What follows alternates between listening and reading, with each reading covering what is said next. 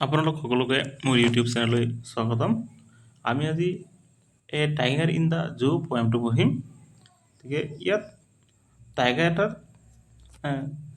দুটা চিনাৰিঅ'ত এক্সপ্লেইন কৰিছে। প্ৰথমটো চিনাৰিঅ'ত টাইগাৰটো এটা কেজৰ ভিতৰত পিঞ্জিৰাৰ ভিতৰত আবদ্ধ আছে। আপোনালোকে নিশ্চয় পিঞ্জিৰাৰ মানে এটা চিনাৰি কেনেকুৱা গমেই পায়। তাত টাইগাৰ এটাক মানে বন্ধ কৰিছে, সেইটো কিন্তু একো কৰিব পৰা নাই। আৰু তাৰপিছত আৰু এটা চিনাৰিঅ'ত টাইগাৰ এটাক সেই ছেম টাইগাৰটোক মানে জংঘলৰ মাজত ধৰি লওক টাইগাৰ এটা কি হ'ল, জংঘলৰ মাজত সি ঘাঁহ বননিৰ ভিতৰত লুকাই আছে। আৰু য'ত এনেকুৱা এটা জেগাত লুকাই আছে য'ত হৰিণা বা অন্যান্য জীৱ জন্তু অহা যোৱা কৰিব পাৰে। সি মানে এনে আৰু তাৰ কাৰণে চিকাৰ কৰাৰ কাৰণে তাত লুকাই আছে। গতিকে আৰু এটা চিনাৰি আছে। তাত মানে কি হ'ল, বুজাইছে যে টাইগাৰ এটা যদি আপোনাৰ ঘৰৰ আশে পাশে ঘূৰিলে হয় তেতিয়াহ'লে মানুহবিলাক নিশ্চয় ভয়তে থাকিলে হয় ন। গতিকে এইখিনিয়ে আৰু তো এই কথাখিনি আৰু আপোনালোকক ৰ'বটা মই ফটোৰ সহায়ত দেখাই আছোঁ, তেতিয়াহ'লে আপুনি আৰু ভালকৈ বুজি পাব। ইয়াত আপোনালোকে দেখা পাইছে টাইগাৰ এটা কেজৰ ভিতৰত আছে আৰু এটা টাইগাৰ হ'ল ঘাঁহনিৰ ভিতৰত মানে সি লুকাই আছে। গতিকে ইয়াত চাই আছে কি হ'ল, কেজ এটাৰ ভিতৰত কিমান বহুত কম জেগা এটা থাকে য'ত নেকি টাইগাৰে খোজ কাঢ়িব পাৰে। ইয়াত মানুহবিলাকে টাইগাৰক চাব যায়, সেই টাইগাৰে কিন্তু একো কৰিব নোৱাৰে। তাৰমানে ছেকেণ্ড এটা চিনাৰিঅ'ত চাই আছে টাইগাৰ কি হ'ল, এনেকুৱা এটা জেগাত মানে টাইগাৰবিলাক লুকাই থাকে য'ত মানে বিভিন্ন ধৰণৰ জীৱ জন্তু চিকাৰ কৰিব পাৰে, য'ত মানে তেনে অহা যোৱা কৰা ৰাস্তা এটাত লুকাই থাকে। গতিকে এইখিনিকে আৰু কবিয়ে লিখিছে। গতিকে মই আপোনালোকক ইয়ালৈ আহোঁ, পয়েমলৈ আহোঁ। গতিকে ইয়াত লিখিছে যে he stalk in his vivid stripes the few steps of his cage. তাৰমানে কি কৈছে যে ইয়াত কেইটামান শব্দৰ অৰ্থবিলাক মই লগে লগে কৈ যাম। ইয়াত হি ষ্টক শব্দৰ অৰ্থ বহুতে চাগে নাজানে। ষ্টক শব্দৰ অৰ্থ হৈছে মানে যিটো মানে খুব মনে মনে আৰু পিছা কৰা, তাকে কোৱা হয় ষ্টক। তাৰপিছত আৰু এটা শব্দ আছে যে ভিভিড ষ্ট্ৰিপছ। ইয়াত ভিভিড শব্দটোৱে টাইগাৰৰ গাত যে আপোনাৰ ৰেখাৰ নিচিনা আৰু ব্ৰাইট বিভিন্ন কালাৰৰ ৰেখাৰ নিচিনা থাকে, এইবিলাককে বুজাইছে। স্ক্ৰীণত চাই আপোনালোকে চাইছে চবেই। ব্ৰাইট মানে শব্দৰ অৰ্থ হ'ল উজ্জ্বল। ষ্ট্ৰিপছ মানে যে নেৰ' যি লাইনবিলাক থাকে তাকে কোৱা হয় strip. The few steps of his cage, তাৰমানে কেজ শব্দটোৰ অৰ্থটো গমেই পায়, পিঞ্জিৰাকে কোৱা হয়। ফিউ ষ্টেপছ মানে কেইটামান আৰু যিটো আপোনাৰ খোজ কয় তাকে কোৱা হৈছে। কি কৈছে যে টাইগাৰটোৱে সি বুলি টাইগাৰটোক কৈছে, টাইগাৰটোৱে কি কৰিছে তাৰ কেজৰ ভিতৰত কেইটামান মানে খোজ দিছে।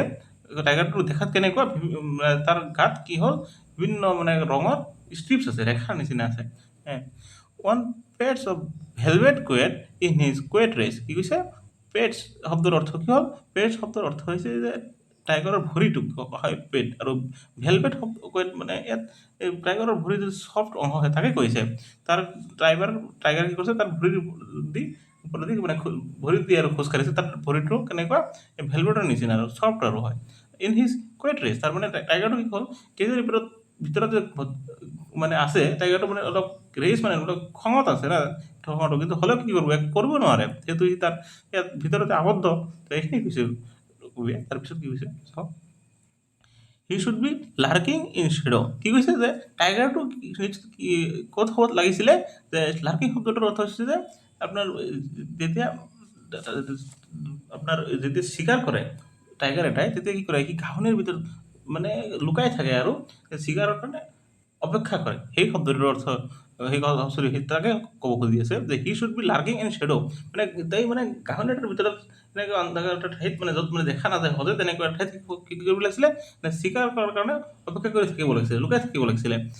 Sliding through a long grass, আৰু তাৰ পৰা কি কৰিছে জঁপিয়াব লাগিছিলে। শ্লাইডিং শব্দ মানে শ্ল'লি যিটো মুভ হয় তাক কোৱা হয় শ্লাইডিং থ্ৰু লং গ্ৰাছ, মানে দীঘল দীঘল ঘাঁহৰ মাজেদি মুভ কৰিব লাগিছে। নিয়াৰ দ্য ৱাটাৰ হল, ইয়াত মানে ৱাটাৰ শব্দটোৱে মানে পানীৰ চ'ৰ্চ এটা বুজাইছে, য'ত নেকি গমেই পায় যেতিয়া আপোনাৰ এই বিভিন্ন ধৰণৰ অভয়াৰণ্যবিলাকত চাই যিটো পানীৰ নলা এটা থাকে তাত মানে কি হ'ল বিভিন্ন জীৱ জন্তুৱে পানী খাবলৈ আহে তেনেকুৱা এটা পানীৰ উৎস এটাৰ ওচৰত মানে কি কৰিব লাগিছিলে তাতে চিকাৰৰ কাৰণে বহি থাকিব লাগিছিলে ৱেৰ প্লাম শব্দটোৰ অৰ্থ হৈছে শকতাৱত মানে তেনেকুৱা আৰু ডিয়াৰ পাছ মানে য'ত নেকি কি কৰে এই যে আপোনাৰ সুস্থ শকতাৱত হৰিণাবিলাক অহা যোৱা কৰে তেনেকুৱা ঠাইত কি কৰিব লাগিছিল টাইগাৰটো বহি মানে চিকাৰৰ কাৰণে অপেক্ষা কৰি থাকিব লাগিছিলে কিন্তু টাইগাৰটা ক'ত আছে এতিয়া কি কৈছে টাইগাৰটা ক'ত ওপৰত লিখিছে যে টাইগাৰটা পিঞ্জৰাটোৰ ভিতৰত আবদ্ধ হৈ আছে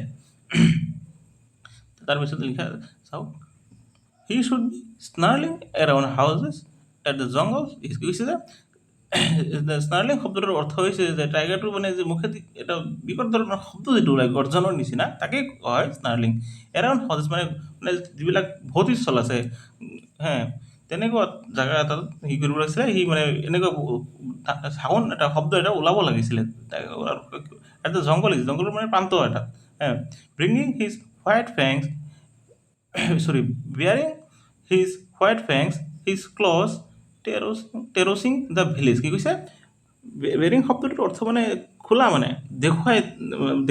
মানে যিটো স্পষ্ট মানে দেখিব পৰা যায় মানে তাৰ যিটো আপোনাৰ চাইছে হোৱাইট ফেংছ মানে বগা ফেংছ মানে দাঁত যে আপোনাৰ চোকা দাঁতখিনি আছে তাকে ওলাই থাকে না তুমি দেখিব পাৰা তাকে কৈছে bearing his fangs and his claws মানে নখৰ জোঙা নখ যে আছে তাকে আৰু দেখাই পেলাই কি কৰিব লাগিছিলে শব্দটো ওলাই পেলাই আৰু এইবিলাক আপোনাৰ দাঁত আৰু নখ এইবিলাক দেখাই কি কৰিব লাগিছিলে টেৰচিং দ্য ভিলেজ গাঁৱক মানে ভয় দেখুৱাব লাগিছিলে তাৰপিছত কি লিখিছে but he is locked in a কনক্ৰিটৰ কিন্তু সি আছে এটা কনক্ৰিটৰ চেলৰ ভিতৰত বৰ্তমান কি হৈছে আবদ্ধ হৈছে হি ষ্ট্ৰেংথ বিহাইণ্ড পাৰ্চ তাৰ শক্তি কি আছে তাতে আৰু নিয়ন্ত্ৰিত stalking the length of his cage ignoring visitors কি হ'ল তাৰ সি মানে এইটোৱে আৰু খোজকাঢ়ি আছে ঘৰ ভিতৰত কেজৰ ভিতৰতে ইগনৰিং ভিজিটৰ্ছ যিহেতু ইয়াতে যেতিয়া গম পায় আপোনাৰ চিৰিয়াখানাত গৈছে যেতিয়া আবদ্ধ হৈ থাকে তেতিয়াহ'লে বহুতো ভিজিটৰ মানুহ আহে তাক চাবৰ কাৰণে সি কিন্তু টাইগাৰে একো কৰিব নোৱাৰে সি জাষ্ট ইগন'ৰ কৰি আছে মানুহবিলাকক